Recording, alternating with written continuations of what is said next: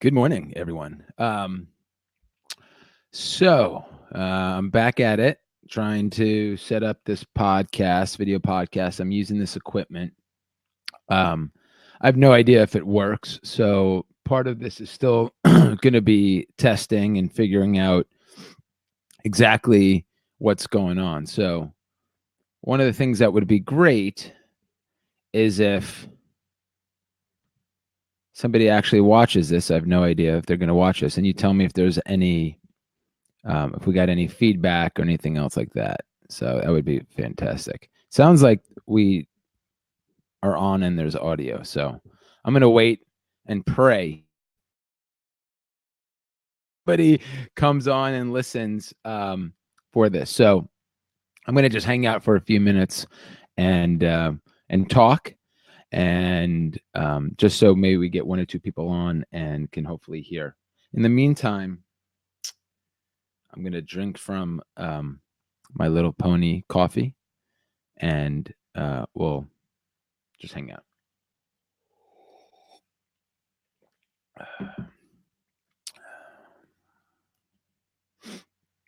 So while we're hanging out, going to just kind of, for anybody interested in ever doing a podcast or trying to set it up, I'll show you and talk to you about what I got. So I'm using lights. I'm actually, these are the lights that are like, broadcast studio lights. You can get them off Amazon or whatever it is. It's usually you want to get like a 3 kit lighting system. And the way that you would typically want to light somebody is usually you have 2 lights behind the camera, typically. Now, don't hold me to this completely. You have 2 lights behind the camera. One is your key light, and that's like kind of like the main light that's on the person. And then you have a fill light. So the key light is going to cast some shadows no matter what. If it's just this one light, no matter what direction, you're going to see like it will cast a shadow. I'm not going to turn them off right now, but if I were to turn off my fill light, my key light's you're going to see shadows of my really ugly face. And so what a fill light does is it fills in those shadows so that when you see a subject, you don't see shadows so much on their face, right? So their face is pretty clear. It's lit up and you can see.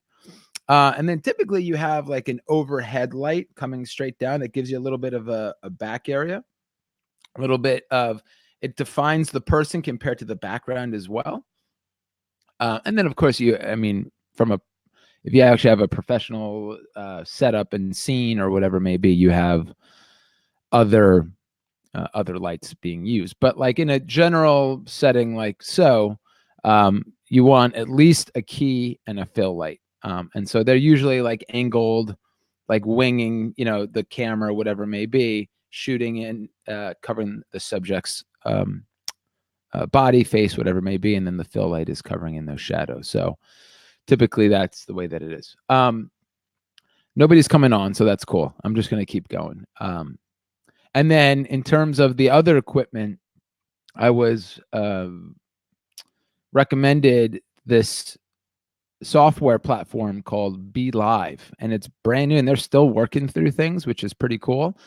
But it's the first software that I found that's not like you have to download and install and have like a really strong computer and having all this complex stuff. It's just this like cloud-based system that allows you to do video and allows you to have multiple people on at the same time. And you can even like switch and have like split screen. And you can configure that split screen if you want. One subject talking and the other person, in that little box, or you can reverse it. Or you can have like a different side by side, a little bit bigger. And then you can have 3 and 4. And man, I don't know. I think go up to maybe 5 or 6 subjects at a time. You can also bring in logos here in the upper right-hand corner. You can see. And in here too as well. Like if I want to bring this up. It's a picture of me and Master Carlos. I'm going to talk about that in a second. But lots of cool stuff. So I'm really digging it so far. I think it's going to be super helpful. Another really cool piece to this is that it's there's an app. So if you want to have somebody on the show that is remote and doesn't even have, they're not even in front of a computer, they can do the interview off of their phone. So it'll take the video and the audio from the phone, and they can come right on and they can talk. They can be online in, at Disney World, which would be an amazing place to be, and they can do an interview. So you can get anyone pretty much anywhere at any time to come on and do and be interviewed. So really cool stuff. And then the last piece that I had some cameras already. These are just webcams that you set up. I'm out of USB ports at this point, so I only have 2 cameras set up. The one that you're looking at here, and then as I mentioned, I have this one as well, which is just shooting over right now to blank space. Some awesome toys of mine. So that was easy to set up. And then the most complex thing, which I'm still having a little bit of trouble with, and I'm hoping to get somebody on soon to check the different audio for the actual podcast, the microphone. So I had to get a mixer for that. I had to get XLR cables, which are these like big fat cable inputs that go into the mixer that are for the microphones. They go into the mixer. That mixer then really easily just plugs into your computer. It's got a USB connection. So really excited about all this because as I segue into the whole point of this episode and why I'm doing this is to really start to have an ongoing content revolving around being our best self. And because for jiu-jitsu, what I'll say is for the majority of our students, and everyone's different, but for the majority of our students, I believe once they come into the school and are in the culture for a couple months, they think they quickly recognize that one of the things that a lot of us are trying to do is just be healthy, be connected with others, learn some jiu-jitsu, and just learn to live a good life, learn to be the best version of us. And that's not for everyone, obviously. And what I'd say about jiu-jitsu in general is that, and what I think is really, really cool, is that jiu-jitsu is, it's this thing that really is intangible, right? It's just knowledge at the end of the day, right? It's knowledge that has created this community. It's knowledge that allows somebody to learn how to defend themselves or partake in a sport. Jiu-jitsu is a sport, and it's just one of those things in life that is just the perfect combination, in my opinion, that creates this environment that people really enjoy, right? It's got the physical aspect of it, which I think is what most people really enjoy, is that idea of getting a good workout, getting that stress up, just being able to like grapple with somebody, right? I think we inherently, from a primal standpoint, a lot of us have that need to want to like physically, roll around with somebody. We do it as kids, and I don't think we lose that as we get into adulthood. So I think from a physical standpoint, obviously the stress relief is great. The endorphins and the chemical reaction that happens when you exercise, you get your heart rate up and all those physiological things is amazing, right? That helps with a lot of things in terms of mood, outlook, and other things. So there's that post roll high that I think is very, very addictive. So you have a lot of, and then like, on top of that, you're rolling around and you're burning calories. So people are going to start seeing potential weight loss as well, which is, more aesthetic, and it's okay to have those goals. I think we all like to, at the end of the day, we all would prefer to look good naked, as we say in the fitness industry, right? So it's got the fitness side of things. And then there's like, there's the mental side of things. There's the cognitive side of things as well. You have the cognitive, you have this art, but this system of learning all these new things, which is fantastic for the brain. It's fantastic for an aging brain as well. There's research out there as well that just talks about, excuse me, sorry. There's research that just talks about how great that is for us, right? Learning a new skill. We have somebody on. If anybody can tell me if I have any echo or anything, that would be super appreciated, by the way. So, man, we have the cognitive side of learning something new that's engaging, right? We're not bored when we're doing jiu-jitsu. Sorry, I want to take my coffee before it gets cold. You don't get bored learning jiu-jitsu. You might get bored, running on a treadmill for some of us enjoy that because we get to listen to music and that's great. But I think you can't really say jiu-jitsu is boring, right? Because you're learning all these new things. It's engaging. And then there's like I'd say the spiritual side of things, where it's more of connecting with others and being around others and having that community and being around like-minded individuals that also want to be like the best version of themselves. And so they're all positive and that is contagious. And I've been using this phrase lately, that emotion is contagious, right? That culture and environment of positivity is very contagious. And so I think that is something that keeps people around over time. So, but I want to get back to my point about jiu-jitsu being this thing. It's just, right? It's knowledge at the end of the day that's been passed down, and it's knowledge that's created this it's created this community and this culture of others. And there's a big spectrum of the type of people that do it, right? But another really amazing thing is that all walks of life come in. Like there's this common ground that all walks of life can find, whether it's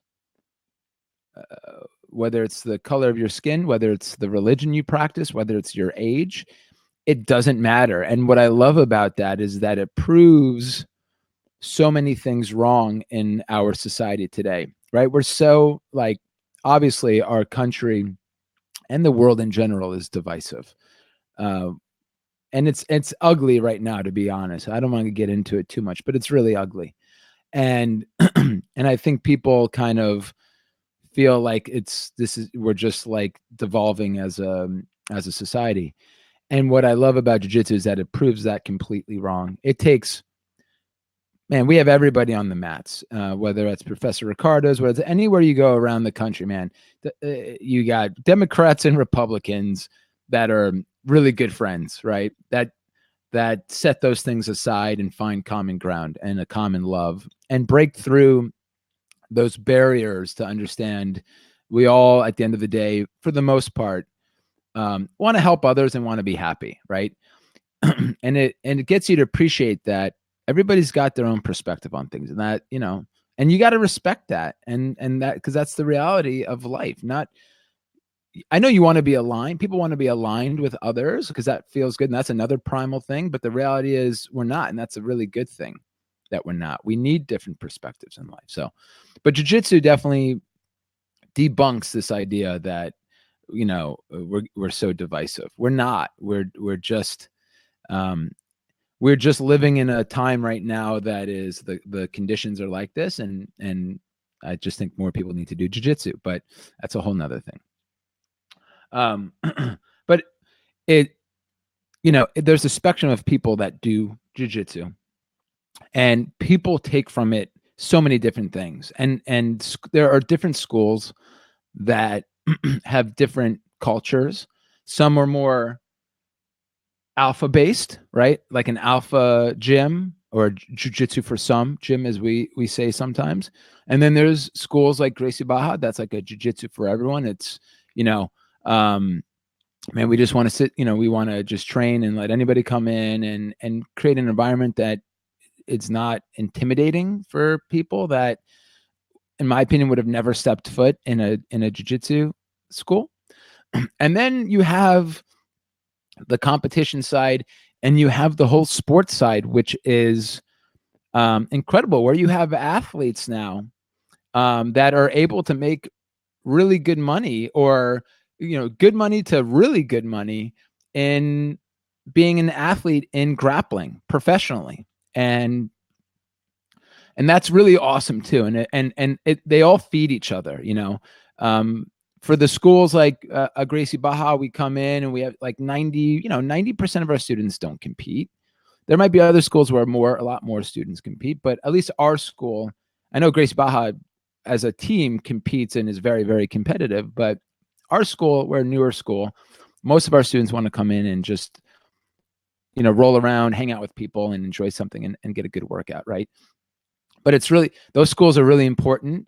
All schools are really important because, especially for the other side of the spectrum, because now you're building up an audience that is willing to pay and get a Flow Grappling subscription to watch all these professional athletes and these competitors compete. And they're willing to pay to go to seminars to learn techniques from these world champions, right? So the system feeds itself, which is really, really cool. And so just kind of segueing into my thoughts on ADCC is just that what's been, I've been in this community of jiu-jitsu now. I've been actually training for about 8.5 years.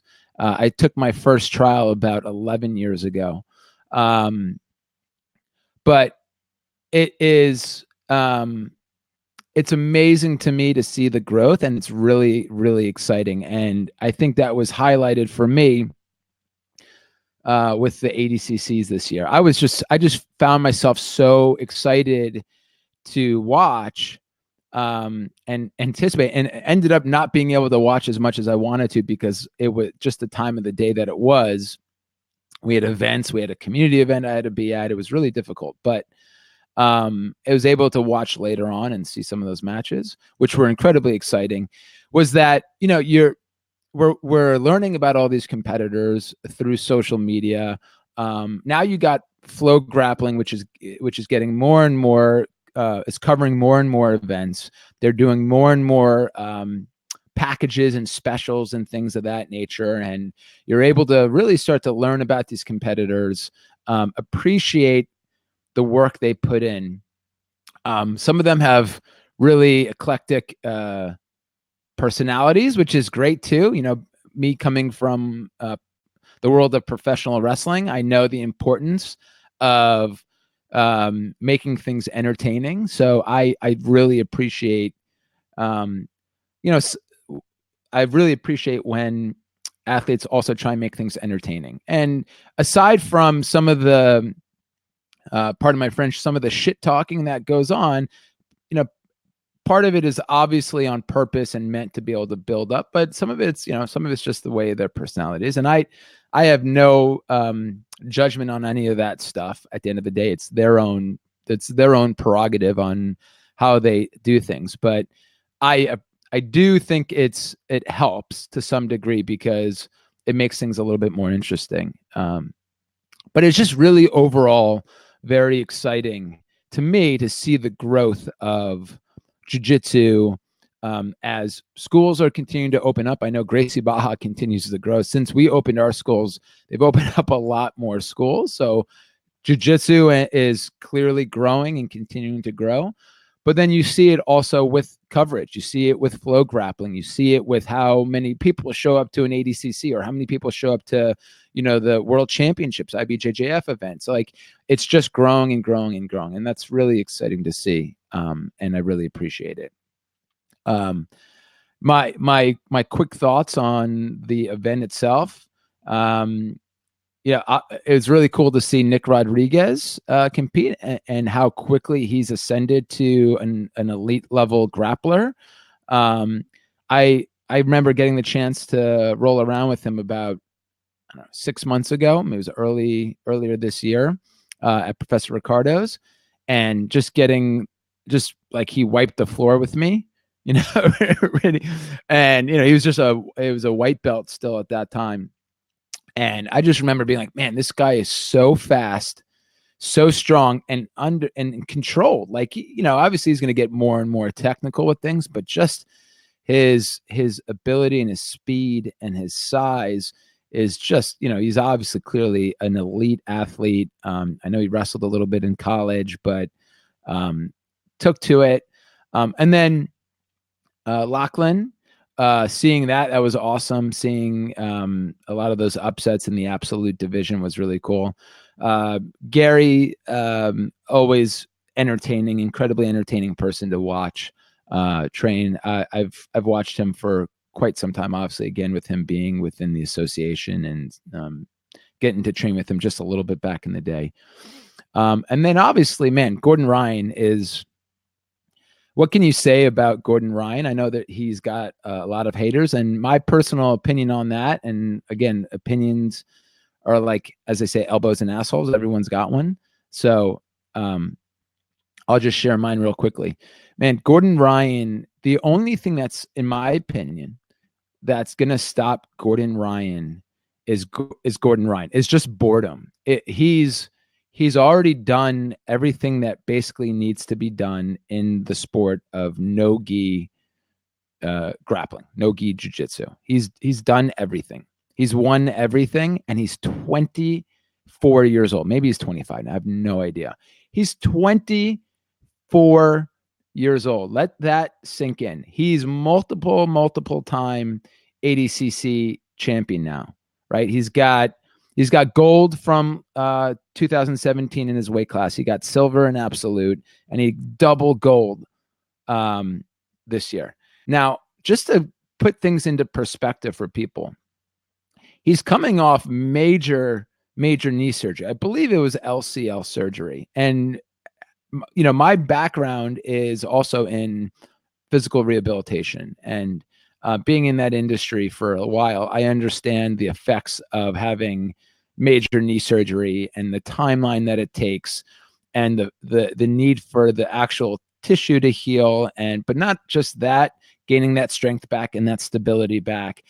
And above all else, man, the psychological side of things that takes for somebody, that has an impact too, right?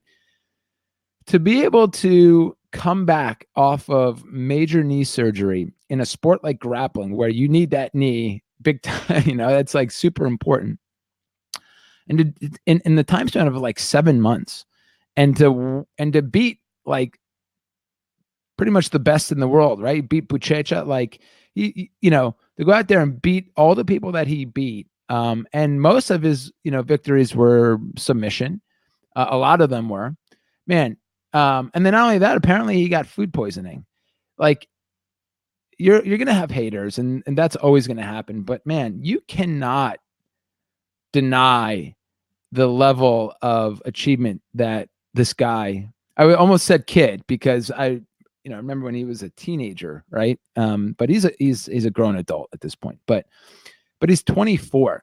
Like, you don't even hit the prime of your physical prime until like your mid to late 20s, right? So he's not even he hasn't even hit his physical prime yet, which is absolutely incredible. So the only thing that's honestly going to stop Gordon, because it's a race, right? Like, obviously his work ethic is bar none. Like, one thing that people, I'm sure, understand, like, it's not rocket science. Like, you have to just put in the hours. I mean, obviously you have to also have the mind for it. You have to have the technical abilities, but all that is built, that's skill acquisition at the end of the day. Genetically, he's genetically gifted, I'd say, in the sense that he was born, his body functions well. Like, he obviously trains very hard in the gym as well. He does all those things. Like, he's got but he is simply put in the time and effort over time, and gain those skills. And obviously he's lucky that he has the team that he has, and he's and been able to do that. But he just has put in the level of work that people don't necessarily understand. So it's not like magic. It's him day in and day out, 7 days a week, putting in more time in the gym than anyone else, and honing his craft. And I really always admire the work ethic of people like that. People like that in sports and professional sports. Again, if you look at Michael Jordan, Kobe Bryant, any of these guys, right? People will always say they're the first person in and then the last person out, right? It's that mindset. And so the point, what I'm making here is that as long as he doesn't get bored and just decide to do something else, maybe he goes on to MMA, whatever. And that's a very real possibility because I think he might start, he very well might start to get bored at this point in time. But if he doesn't, and he just keeps doing what he's doing, it's a race, right? He's going to develop new skill acquisition just as fast, if not faster than everybody else. He's going to continue to do that. And that's the only thing that's going to stop him, is that if he decides not to continue to train at the pace that he trains and learn the things that he learns and evolves, the way that he evolves, no one's going to catch up to him. No, yeah, he may lose some matches. I'm sure he will, because even some of the, there's a couple that he won that, are close, right? Like, I'd like to see him go against Buchecha again, just for entertainment purposes. Obviously, people want to see him go against Pena, see him against Galvao, like those, because they're entertaining. Like, we want to see that. That's what makes it exciting. But for the age that he's at and the level that he's gotten to so quickly, combined with his work ethic, the only thing that's going to stop him, in my opinion, at the end of the day, is himself. It's just if he gets bored. So those are my thoughts on Gordon. And then obviously he's got haters, and a lot of that I think is probably due to just his rhetoric. But part of that is show. I can tell, because he enjoys it, but he also understands like the entertaining and making things fun. And there's the difference of talking shit and building up a competition or trolling on your opponents. But man, you got to win. Like, you have to win in order for people to actually, value or believe what you're saying at the end of the day. If you talk shit and you don't win, you're not no one's going to care.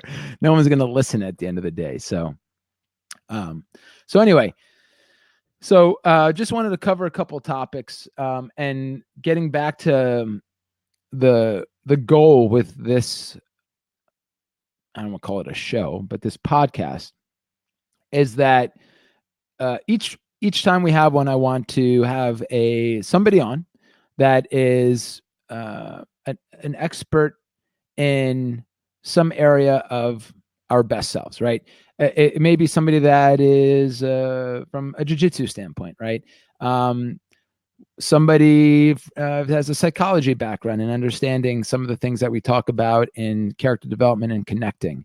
It's in all aspects of our lives where we can always improve. So I also very much want to have a lot of our students on, because I think so many of getting to meet so many of them, they're experts in things as well. They may not be an expert in jiu-jitsu just yet, but just give that time. But everyone's an expert in something. I heard in a TED Talk not that long ago, which I loved that. It's true. Like, everyone's got a story and they have something to contribute. And so, it's something that I want to be able to learn myself and share that information with students, parents, and others. Another thing, as a parent myself, in this area of Lawrenceville, Hopewell, Pennington, we're going to learn about issues and things that parents come across with their children that are really important topics that I love to have experts on that can share some insights onto those things, man. Like, a big one, obviously, is just, and we keep talking about and seeing, is smartphones and screens, right? It's a huge generational issue. And it's something that is going to continue to evolve. And my quick opinion on all of it is that there are advantages and disadvantages. There's great things about technology and there's terrible things about technology. And understanding how to walk that line, not only as a parent and as a role model, because your kids see everything you do, but also how our kids utilize this and don't fall into traps that could really hurt them long term, in my opinion, isolate them. I think it comes back to connecting with other humans in person, not just through screens. I think the idea is that the allure of, sorry, I got too close to the mic there. The allure of Facebook and of our social media is that we want to connect with others, right? We love connecting with our friends and our family. Social media that's what's so cool about it. It's like we want to see what's going on with our friends and our family, right? So there's this allure for social media because that's one of our primal instincts. Our primal instinct is to connect with others. That it's like one of the strongest instincts we have, right? And so social media, Facebook and Instagram allows us to do that in a way that we've never done it before. So that's like really attractive to us. It's really exciting. But then there's pitfalls with that. So I think it's learning about how to manage that properly, how to have a good balance of real connection with people in person, talking face to face, eye to eye. I get it. We're talking through technology right now. And then also obviously always still using technology and social media for things. So that's a really important topic. I think that I, as a parent, want to continue to learn on and how to handle.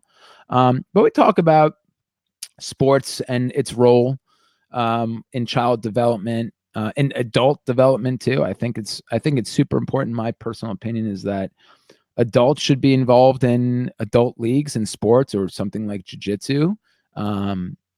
But so we're going to cover a lot of different topics. This thing will evolve over time. It's really crappy right now. As probably said on the first time, like you just got to start going out there and doing it and embracing the suck, as we say, like embrace the fact that you suck at this right now. I suck at doing podcasts. And I'm putting myself out there to just look like a fool, but this is how I learn. We do it. We figure out what we're doing wrong. We improve a little bit each time, and hopefully it gets better and better, and something that you guys want to watch, something that you guys get out of it. So that's going to be the goal moving forward, is interviewing our instructors, our students, experts in subject matters revolving around parenting, revolving around child development, and revolving around being our best self, whether that's from a psychological standpoint, physical, exercise, nutrition, character development, self-management, learning to deal with stress, man. That's I'm going to have, I promise you, we're going to have tons of guests and talking about mental health. Like it's time that we stop putting a stigma around mental health and stress and anxiety and depression, because we all go through it. Now, that's not to downplay people that have serious clinical depression stuff, but we all deal with stress. We all deal with, in my opinion, we all have anxiety at some point in time.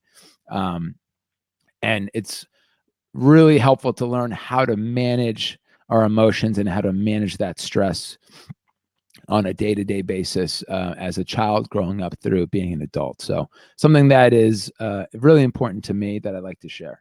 So anyway, I know nobody's watching. That's cool. I'm just going to post this on our page, and then, moving forward, we'll start pumping these things out, hopefully on a regular basis, and learn a few things. So thanks again for listening. I hope it sounds well. I'm going to go back and check this when we're done.